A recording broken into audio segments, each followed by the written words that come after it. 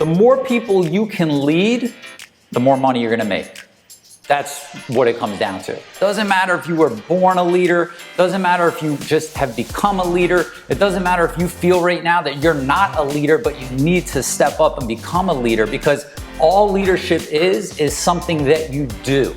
Leadership's an action. Leadership's something that your intention is, today I'm gonna lead my people in the direction of my vision. Once you start to understand that leadership is a practice, leadership is something where you set that intention day in and day out that, you know what, I need to remember I am a leader. And then following some of the principles that we're going to talk about today, you will see astronomical growth in your business and in your life when you could start to move more people forward. So today we are jumping into leadership. You know, I get the question all the time, Lewis, what is leadership? What does it take to be a good leader? Are leaders born? Are leaders made? How do I train my team to be leaders? You know, I've got people that I have in positions, but they're not quite, stepping into that leadership role. So today we are diving into what it takes to really be a leader. And leadership really starts at the place of, when you realize that you have people that you need to lead. Self-growth, self-development, you know how important that is. Well, that's the most important thing until you step into a position of leadership, and then it becomes, how do you grow yourself and grow others?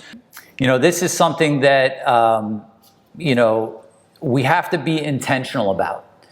It's not that first of all, there are born leaders and there are made leaders, right?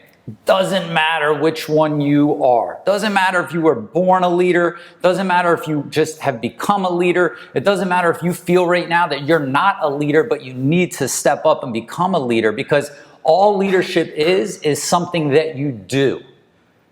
It's not that you are a leader. Leaders in action. Leadership's in action. Leadership's something that your intention is, today I'm going to lead my people in the direction of my vision. Today I'm going to lead my people to execute on the strategy that I need to get executed on. That's it.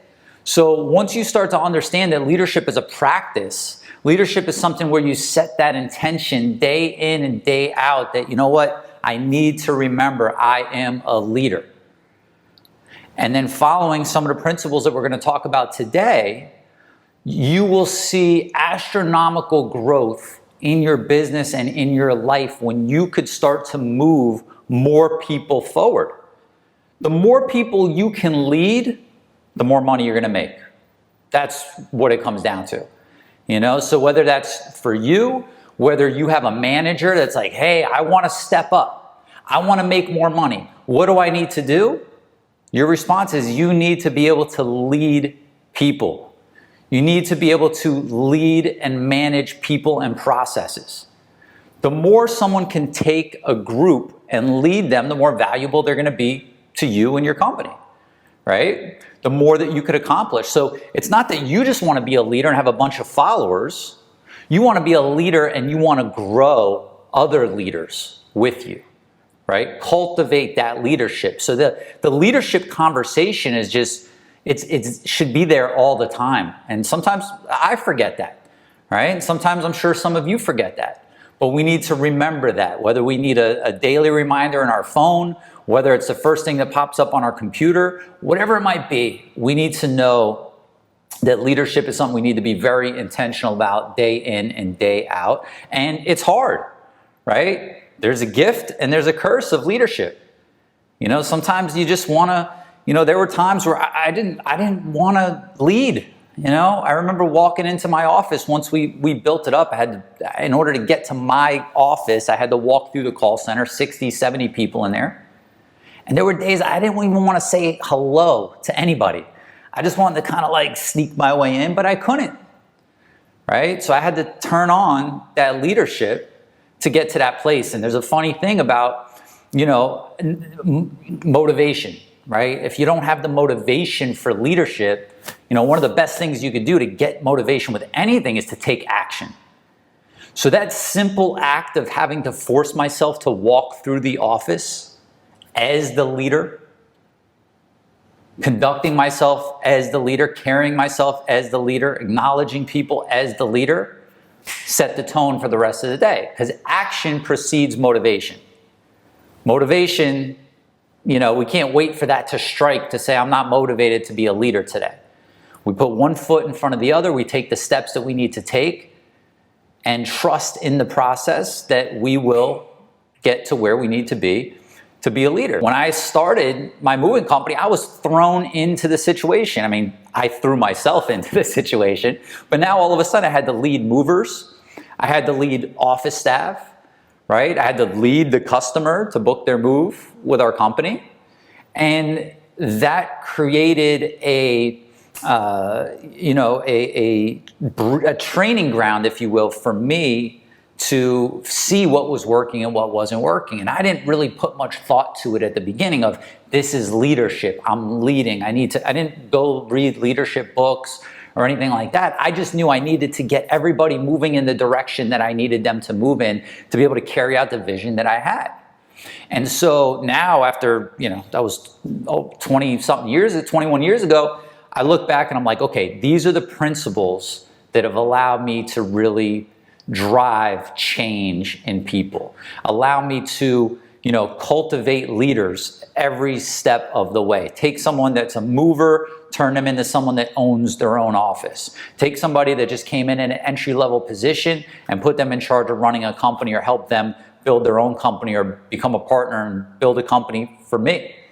So everything that you're trying to accomplish right now, you're going to be able to get there so much easier, so much faster if you realize that it's your responsibility as the leader of your world, okay, where whatever you've got going on, to breed leadership in others, to bring others up with you.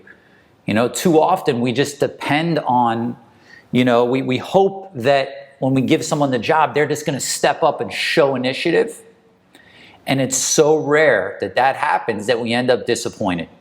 If we could just switch the mindset to say, you know what, I just need to lead them. And if the voice pops up in the mind that says, well, I don't know how to lead, turn that off and just say, leading is just an intention. Leading is just something that I need to remember to do.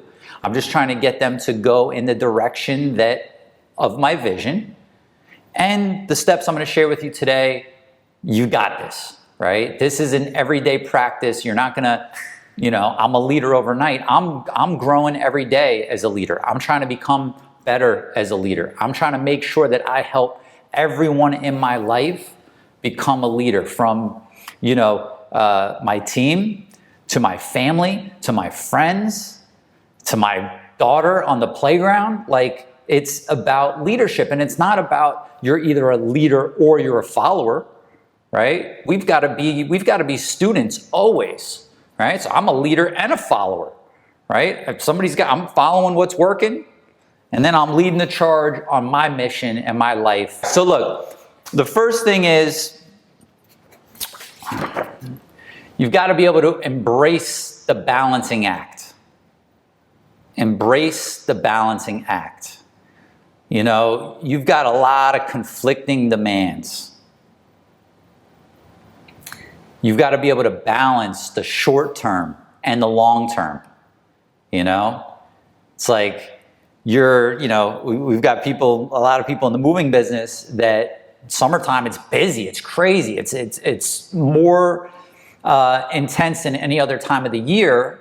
And it's very easy to lose sight of the long term and focus on the short term. As the leader, you've got to embrace this balancing act, right? I've got to maintain and run and move forward the short term while making sure that we're on track to hitting those long-term objectives. Otherwise, you're in a position of, it's busy. You're working. You come up for air 6 months later, a year later, 2 years later, 5 years later, and you're like, I'm in the same spot. Maybe we made some money, maybe we grew, but have we really made progress? And the progress comes when you're able to balance the short term and the long term. It's also able, when you have to balance your role in the company, you got to balance, I'm the CEO, I wear the CEO hat, but I'm also the operator of the business day to day. You've got to be able to balance that. You've got to be able to balance encouraging your team, helping them to build self-confidence, helping them to build the skills, while at the same time questioning everything that they do, right? That's the balancing act. And when it comes to balance, I don't think there's a formula for everybody that works the same for everyone. It's understanding that when you feel out of balance, that's okay. You know, you just got to kind of make your way back to the center, and you have to deal with the paradox of one side and the other side. So it's really the first step in leadership is balancing, right?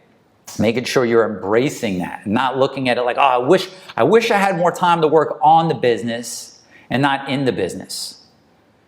I wish I could find the right people and balance that with finding good people and then training them and then leading them. I wish they would just take this and run with it versus let me spend time with them, showing them how to think about the business, showing them how to think about the customer, showing them how to think about our vision and our strategy of where to move forward. Embrace the balancing act. That's it. I feel out of balance all the time, you know, and every day it's about just bringing yourself back into balance. And it's knowing the roles that you have. Every role that you have in your life, you got to balance that out with the other ones. Okay? No one said any of this was easy. This is the price of leadership. We've got to pay that price to get to the place where we want to go. Easy is go get a job, get a paycheck, go home, live your life, cut coupons, try to figure out how to make ends meet. And the reality is the easy life, if that's the easy life, leads to the hard life. Leads to we can't do the things we want. Leads to we can't send our kids to the school they need to go to. Leads to, you know, I'm not able to invest in this opportunity. Whereas the hard life, doing the things like embracing the balancing act, starting and growing and managing a business, leading your people as opposed to just complaining about the job they're doing, the hard life leads to the easy life. You know, every time we make a decision on, you know, what to eat, what to do with our time, anything that seems like it's hard in the moment usually leads to the good life. Next one is evaluate, coach, and build self-confidence. Evaluate, coach, and build self-confidence. That is your job as the leader, right? You want to evaluate, you want to make sure that you've got the right people in the right seats, doing the right position. How are they doing? You know, and I get it. I look, when you're in the thick of it, when business is going, it's easy to just be like, oh, they're just not doing their job. They're just not doing their job. And you could have people that are just under your skin because they're not doing their job. But instead of internally complaining about them, truly evaluate them. What are they doing? What aren't they doing? Is it that they're not doing their job, or that do they have a lack of clarity on what they're supposed to do? Have you not laid it out for them what it is that they need to be doing? Right? I've got somebody on the team that, you know, last couple of months, the results haven't been there the way that I would have hoped for. However, and so the internal dialogue is like, oh, they need to be doing more. They need to be doing more. That's what starts naturally. And it's like, no. I need to direct them more on what to do. If there's a lack of direction, right, then how are they supposed to take charge and move forward? Okay? It's not Chris, by the way. I know everybody. I'm not talking about Chris. So, you know, and then coach them. Coach them. That's it. You know, you're trying to bring the best out of people.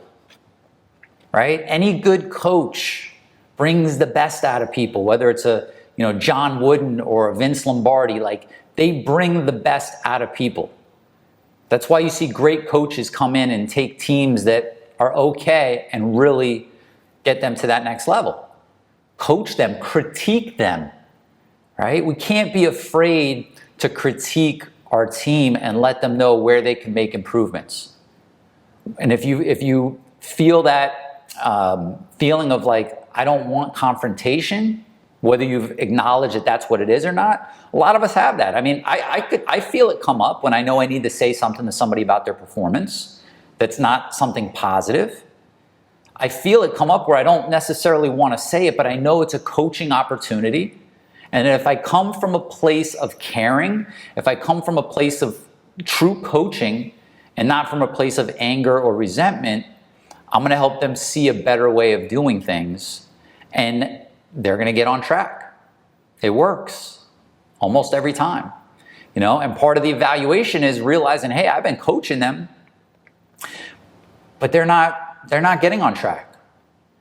That's when you know it's time for them to go, right? You've got to look at who could do more, who's not doing enough, how could I give them more, how could I coach them, and who's really just not cutting it, and then you make those hard decisions.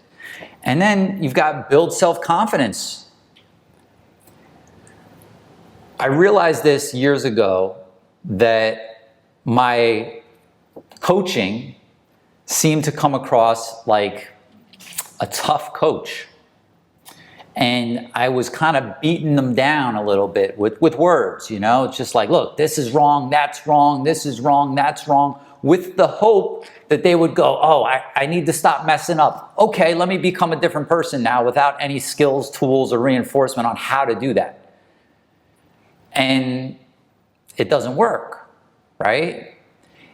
If we're not confident in what we're doing, we're not going to step up. We're not going to take initiative, right? We're not going to lead others. And that's the same for the people that you lead.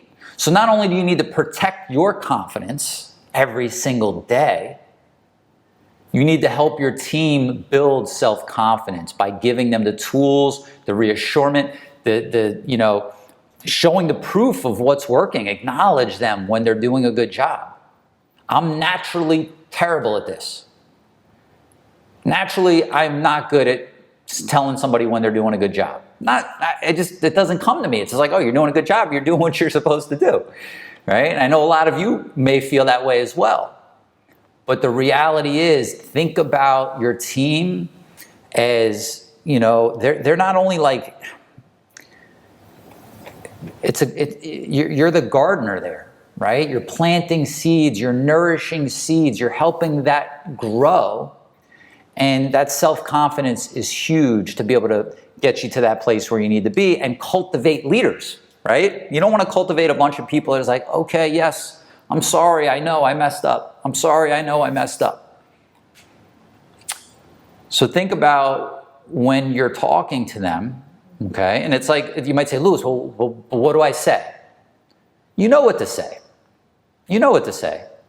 If you go into it with the intention of, okay, I'm here to, truly evaluate and just make sure that I know what they're doing.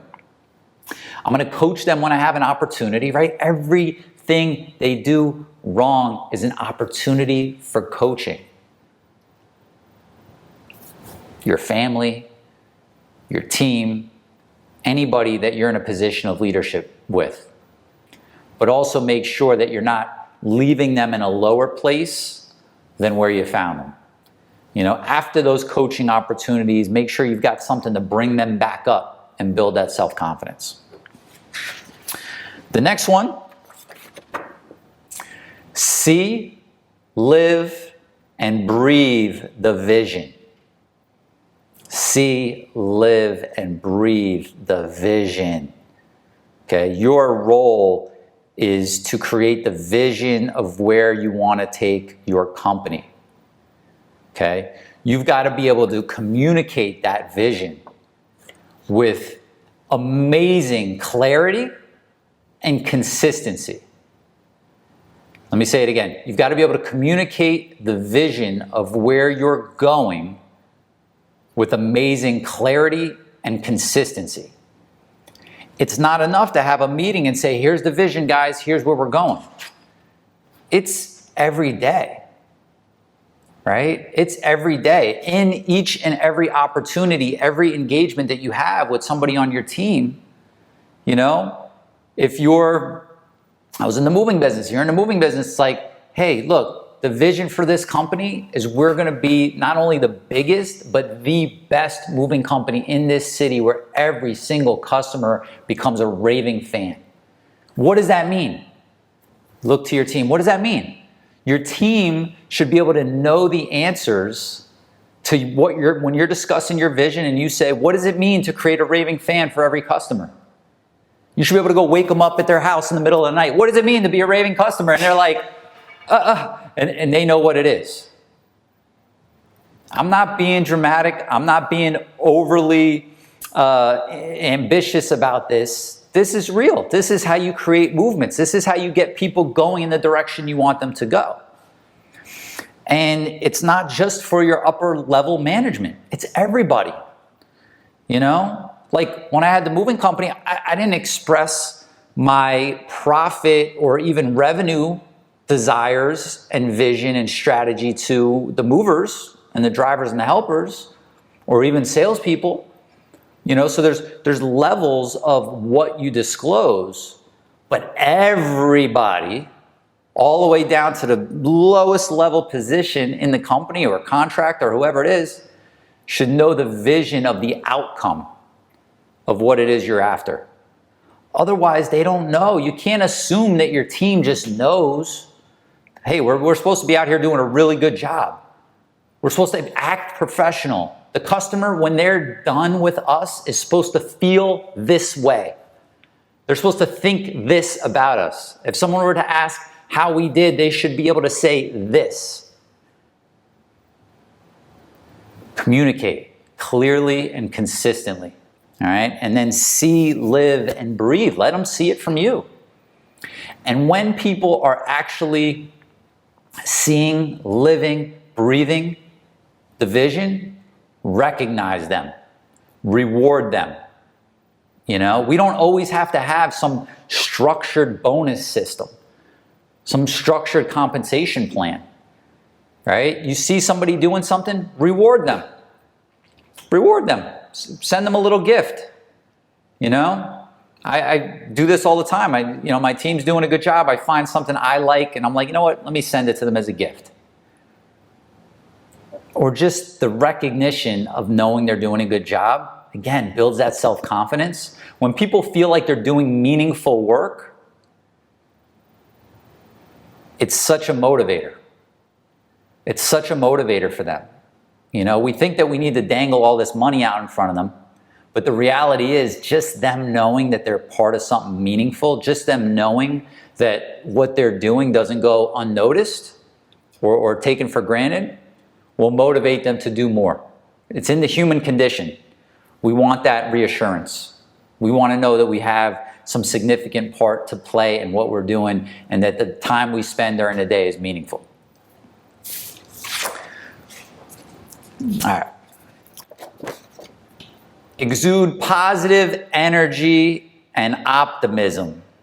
Exude positive energy and optimism. You know, this goes back to that's what I had to do every day when I walked into the office. And, you know, it's kind of sometimes fake it, you know, but that's okay because the action, you take the action, you put the smile on your face, that could lead to different emotions in the mind. That could lead to different words that come out of your mouth. Those words that come out of your mouth are powerful. And I don't know about you, but like I feel, and I think this is true for a lot of people, that there's just a natural gravitational pull towards negativity. I feel that way. It's easy to complain. It's easy to turn on the news. It's easy to hear almost everybody that has something to say, has something negative to say. Right? It's easy to complain about the customers. It's easy to be the one that started that trend in your company by not realizing that you come back, that customer's a pain, this one, that one. And then that becomes the tone of the office. There's a natural tendency towards negativity. There's a natural tendency towards laziness, right?